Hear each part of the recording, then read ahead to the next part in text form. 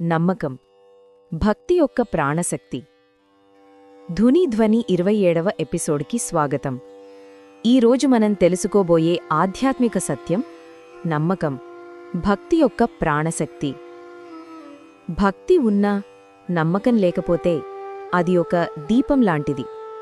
వత్తి ఉంది, నూనె ఉంది, కాని మంటలేదు.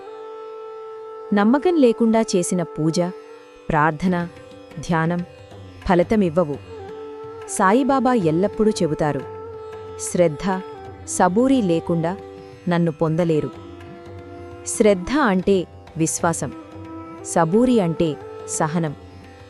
ఈ రెండు గుణాలు కలిసినప్పుడే భక్తి జీవిస్తుంది, దైవం మనలో వెలుగుతుంది. సాయి సచ్చరిత్ర ఉదాహరణ. సాయి సచ్చరిత్రలో ఒక సంఘటన ఉంది. హేమాద్ పంత్ ఒకరోజు సాయిబాబా దగ్గర కూర్చున్నాడు. అతని మనసులో అనుమానం వచ్చింది. ఈ సాయిబాబా నిజంగా దైవమా? బాబా చిరునవ్వుతో అతని వైపు చూశారు. మృదువుగా చెప్పారు, హేమాద్, నమ్మకం ఉన్నవాడికి నేను దేవుణ్ణి, సందేహమున్నవాడికి నేను సాధారణ మనిషిని. ఆ మాట విన్న హేమాద్ పంత్ కళ్లలో నీరు వచ్చాయి. ఆ రోజునుంచే అతని హృదయంలో నమ్మకం వెలిగింది. ఉపమానం: విత్తనం నేలలో వేసిన వెంటనే మొలకెత్తదు. నమ్మకం అనే సహనంతో దానిని పోషించినప్పుడు మాత్రమే అది వృక్షమై పండ్లిస్తుంది.